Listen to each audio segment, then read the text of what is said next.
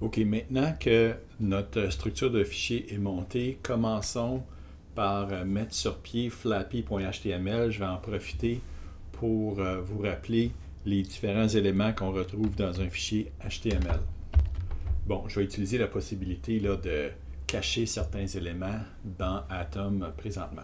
Donc, notre fichier HTML à la base, on commence par identifier le type de fichier qu'on a. OK, donc, ça nous indique que le type de fichier qu'on a, c'est un fichier HTML.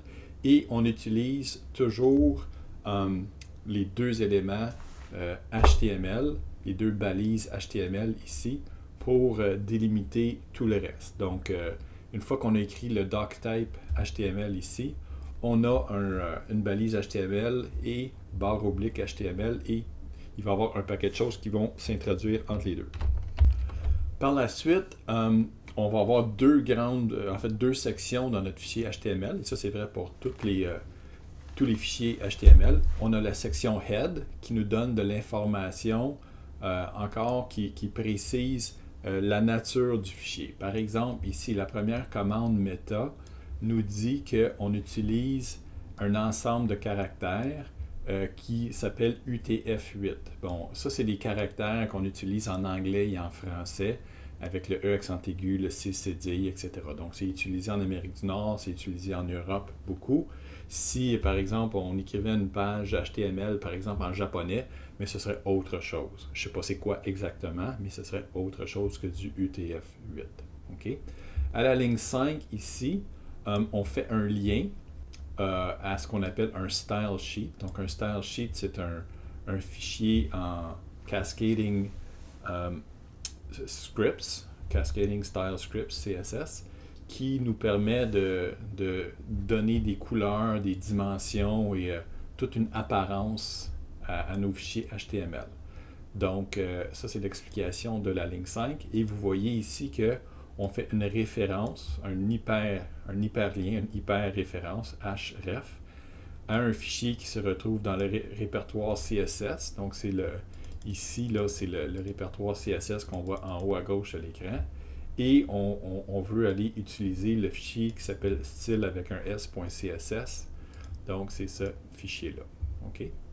Donc, je reviens à notre fichier HTML.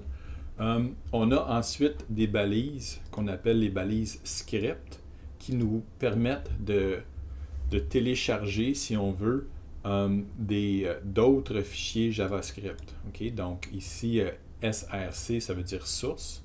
Donc, on veut, ici, ce qu'on est en train de dire à la ligne 8, entre les balises script, c'est-à-dire aller chercher la source, dans la source JS barre oblique oiseau.js, aller chercher le code qui est contenu dans ce programme-là.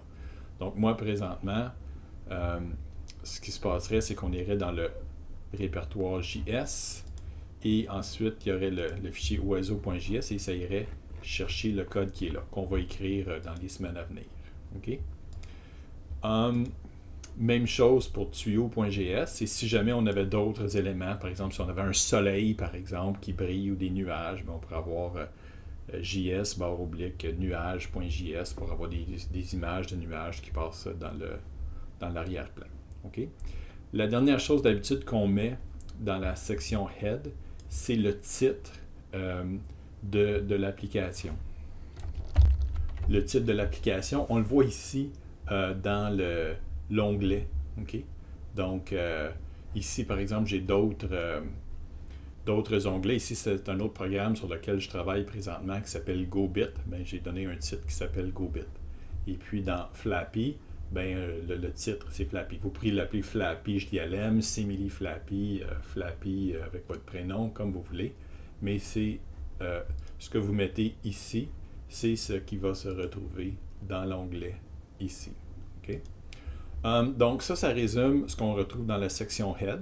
Okay? Ce qui est important, c'est toujours de se rappeler d'inclure les fichiers. Donc, si par exemple, si vous décidez de rajouter un fichier nuage.js, ben, venez copier une ligne ici, puis indiquer là, que nuage.js va être utilisé par votre programme. Sinon, ce code-là ne sera pas accessible. OK? Bon, surtout on n'a pas besoin de ça, donc je l'efface. Je continue maintenant la section Body. OK? Donc, c'est le corps et le cœur, si on veut, de notre fichier HTML. C'est là qu'on va retrouver le contenu. OK? Donc, dans notre page HTML, qu'est-ce qu'on a? Bien, on a un titre. OK? On a un gros titre ici qui s'appelle Flappy. Et puis, ça ici, on va le retrouver dans ce qu'on appelle la section Header. En gros, ce qu'on a fait, c'est qu'on a séparé notre fichier HTML en 3 grandes sections. On a l'entête, la partie principale et la partie pied de page. Okay? Donc, si on regarde encore une fois, on a la partie en-tête ici. La partie principale, c'est notre aire de jeu. Et la partie qui est le pied de page, c'est ce qu'il y a en bas ici. D'ailleurs, il va falloir mettre à jour l'année pour l'année scolaire en cours. Okay? Donc, c'est les 3 grandes sections ici. Header, main et puis footer. Donc, l'entête, la partie principale et le pied de page. Donc, c'est ce qu'on a ici. Donc, dans le header, on a tout simplement un grand titre. Je vous rappelle que les balises HTML H1, ça nous donne les plus grands titres possibles. Donc, c'est ce qu'on voit dans le Flappy ici. C'est notre grand titre. Et ensuite, dans la section Main, dans le fond, tout ce qu'on a, c'est un canevas. Des fois, les élèves me demandent, ils me disent, Richard, ça sert à quoi la section contrôle? Ben, c'est si on avait, par exemple, des boutons qui nous permettent là, de rejouer le jeu, etc., c'est là où on mettrait ça. Mais dans le cas présent, là, souvent, c'est vide. Si ça vous fatigue, vous avez juste à l'effacer. Okay? Donc, si votre programme a l'air de ça, la section main, si vous avez juste un canevas ici, c'est correct. Okay? Bon, ce canevas-là, on lui donne un identifiant et on a choisi de l'appeler tout simplement Canvas 1. Vous pourriez l'appeler Fido ou Lupin ou n'importe quoi d'autre, mais gardons ça simple et on va appeler ça Canvas 1. Si on pourrait avoir plusieurs endroits dans notre page HTML où on dessine des choses. Fait qu'on pourrait avoir Canvas 1, Canvas 2, Canvas 3. Mais gardons ça simple. Puis, dans la section Footer, on a le Collège Jean de Lamennais, le cours d'INF 464, et allons changer l'année scolaire tout de suite pour 2021-2022. OK? Donc, ça, on va aller voir ici si le Footer s'est mis à jour. Donc, oups, on va laisser tomber notre oiseau, on va jouer un peu, puis on va s'écraser. Puis on voit ici effectivement que j'ai changé dans le bas de la page au complet le pied de page pour avoir la bonne année scolaire. OK, donc ça, c'est les 3 grandes sections de notre body. À la fin, ici, on a d'autres codes qu'on va charger. C'est le code principal de notre programme.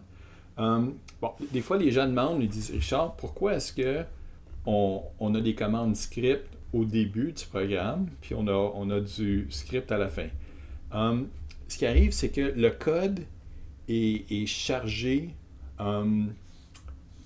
vraiment dans l'ordre des numéros de ligne du fichier HTML ici. Donc, quand ce fichier-là est lu par un browser comme Chrome ou Firefox ou Edge ou peu importe, ce qui arrive, c'est que le serveur le browser commence à lire ça, puis il dit « Ah, OK, j'ai affaire à un fichier HTML. » Bon, ensuite, je sais que je connais le type de caractère que je vais utiliser. Ah, il y a ici une feuille qui va préciser le style, donc c'est là que je vais aller chercher les couleurs et les dimensions.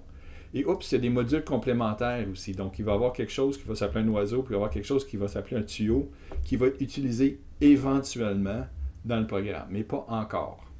Après ça, bon, on définit le titre, on met un header ici, on définit un canevas, on définit le pied de page.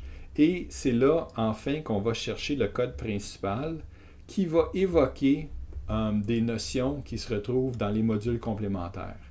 Donc, si on ne suit pas cet ordre-là, quand on va arriver au canevas ici, l'ordre ne sera pas respecté. Donc, ce qui se retrouve dans le canevas ici va être dessiné dans le script. Donc, il faut définir le canevas avant de programmer nos scripts. Donc, c'est pour ça que je mets toujours ça à la fin. Okay? OK? Un programmeur professionnel procéderait probablement autrement, mais on est quand même tous des apprentis ici. C'est vraiment une bonne structure. Donc, ici, dans le fond, c'est un peu comme si on faisait un gâteau. On met tous nos ingrédients sur le comptoir, la farine, les œufs, le lait, le sucre, la poudre à pâte, tout ça. On met ça sur le comptoir pour commencer. Et ensuite, à la fin, on a vraiment notre recette qui nous dit dans quel ordre on va utiliser toutes ces choses-là. OK? Donc, voilà un rappel sur le fichier flappy.html. Ça se peut qu'on ait... Il y a très peu de choses qu'on va rajouter dans ce projet-là. Donc, voilà pour Flappy HTML.